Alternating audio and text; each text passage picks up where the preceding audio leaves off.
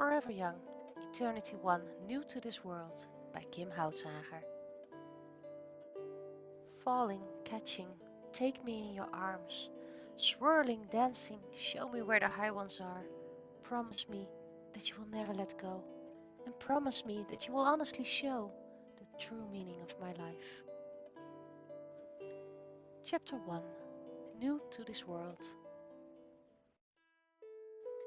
Episode 23, Telepathy.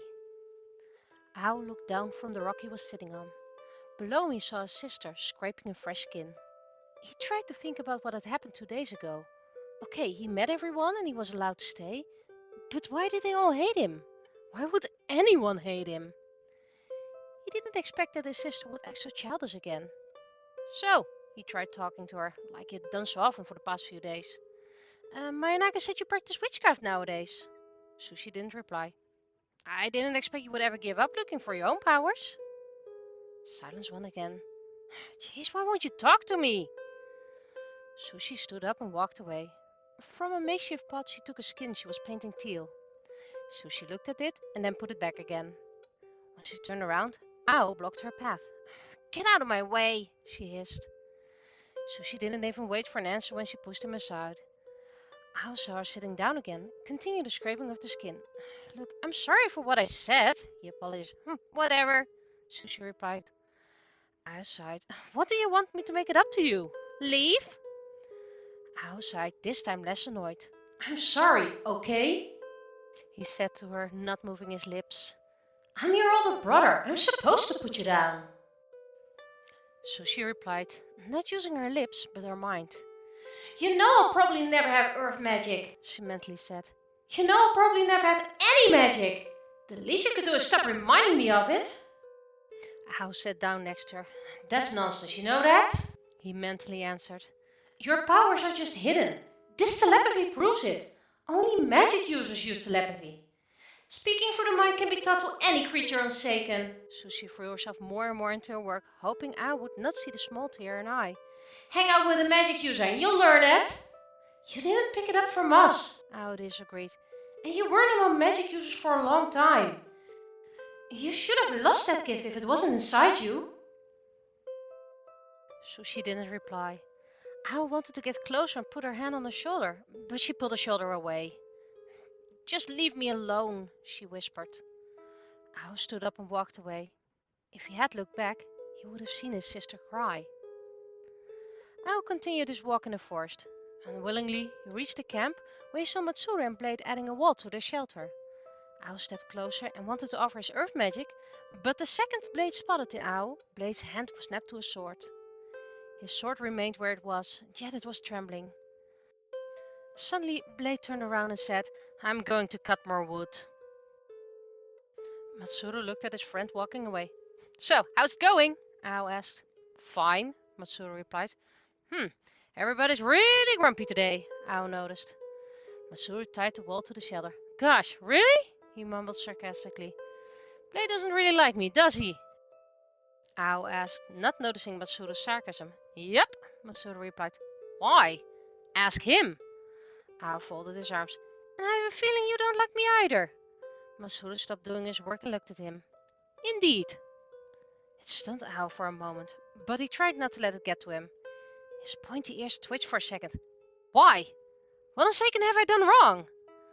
Matsuru looked up a bit and raised his hands. Gosh, where should I start? He started. You appeared, you ate our food, you hurt Blade, you were rude. Okay, Ao stopped him. I get it. Okay, maybe a wrong entrance? Maybe. So it was a wrong entrance, Ao admitted. But I didn't mean it that way. Matsuru continued with the shelter. But you did it anyway. What's done is done. Your fault, not mine. Great, since you're so wise, tell me how to fix it. Matsuru didn't reply. So I have to find it out by myself, okay? Well, fine, whatever. Annoyed, Ao left. A few seconds later, Blade returned with a twig. Not much wood, eh? Matsuru asked. Blade growled, looking at Matsuru. That guy better not come near me for a while. His hand went to his sword again, because I swear, I'm about to kill him. Ao walked through the woods once more. Maybe I should ask Mayonaka, Ao thought. She seems to be the only one who does like me. You remembered a moment from yesterday. Mayonnaise and he were talking about sushi, and soon Ao noticed Mayonnaise said a lot of bad things about her. Her witchcraft always fails, Mayonnaise had said. Leave it to Sushi to screw things up. I know, Ao replied. When she was still in our tribe, she always flunked class. He had looked at her. But you gotta admit, she has great tanner skills. Mayonnaise hadn't looked at him and gave an avoiding answer. Whatever. Could it be, Ao thought, Mayonnaise likes sushi more than she wants to admit? Lost in his own thoughts, he didn't realize where he had gone. Surprised, he looked around, trying to find out where he was. And when he turned around, his heart skipped a beat. For a second, his eyes met the orange eyes of Naraku, but the contact was broken when she blinked. Still, it was enough to let his mind wander back to the first moment he saw her. Oh, High Ones, her powers are immense, Ao had said. What do you mean? Matsura had asked. Ao had taken one of Naraku's hands. High Ones, I've never felt so much magic before. You can feel her magic? Blade had asked. Ao nodded. Magic users have that ability, he had said. In the name of the High Ones, please show me your magic. Ao had taken her other hand, and Naraku just looked at him, confused. Why was he so enthusiastic?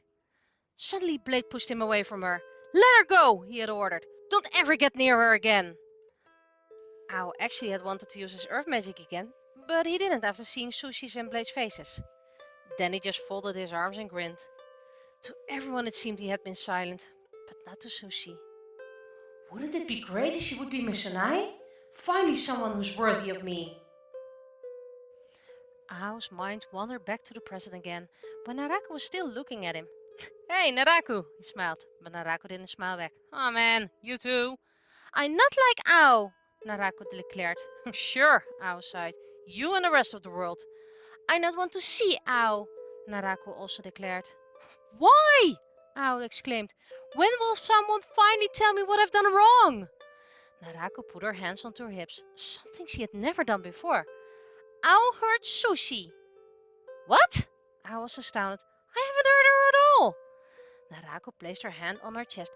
Inside, she said angrily. Ao heard Sushi inside. Ao got silent. What? But I... He couldn't finish. Sushi very sad now, Naraku continued. I not like that. Naraku turned around and walked away.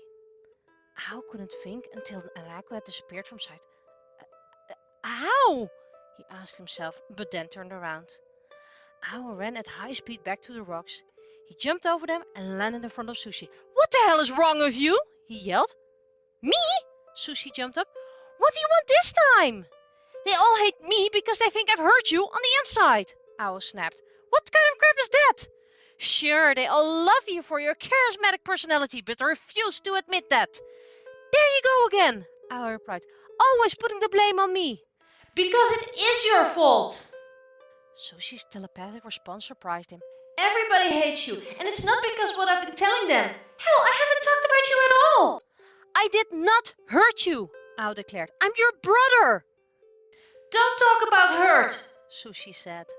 You don't know what it's like to have no magic at all and to have a brother who doesn't support you. Not only that, you're rude, you're selfish, and you're not the best in the world. Sushi turned around, leaving a word behind. They'll never hear a bad word about you from my mouth, she whispered. Unlike other people, I simply can't insult my brother. Suddenly Sushi started running. Sushi! Ao screamed and ran after her. Get back here! We're not finished yet! We are! A crying Sushi yelled back. Ao grabbed her. No, we're not! He took her firmly into his arms. Look at me! He forced her. Look at me! Sushi looked at him with watery eyes. I am your brother! I would never hurt you! It took her a lot to push these words over her mouth. Then why does it hurt me so much to just look at you? Ao was stunned. All the other people from his tribe always adored him. And these people here, they all hated him. I never knew why. Well, now you know, Sushi softly said back. Ao let her go. Why didn't you ever tell me?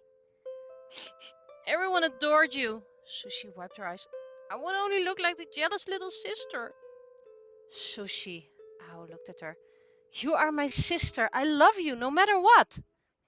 Sure. Howard took her into his arms again. No, I'm not lying, he admitted. I know I'm a pain in the butt sometimes, but I do love you. You were just being an older brother? Sushi asked with a grin. Ow nodded. If something would happen to you, it would kill me. You don't want to know how many nightmares I had when you left. Suddenly Sushi just broke down crying in his arms. Ow held her close. It must have meant so much for her just to hear he loved her. Ow softly rocked her in his arms, hushing her while she cried her heart out. Sushi, Ow started. One more thing. Sushi looked up. What? Tell anyone what I said and you will die, he replied with a grin. As a reply, Sushi hugged him with all her might. I love you, she admitted. I love you too, baby sister. I'm not a baby. You are. Am not. You are. Am not. Yes, you are. Thank you for listening to this episode. If you like listening to it, please like or leave a comment. If you can't wait to read more, the books are already in print.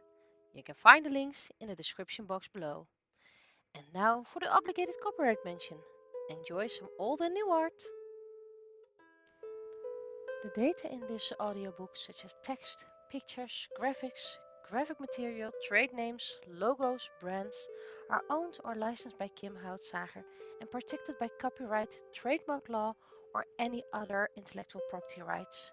The aforementioned rights are by no means transferred to anyone listening to this book. Nothing from this book may be duplicated or taken for commercial use without written permission of the author Kim Houtsager.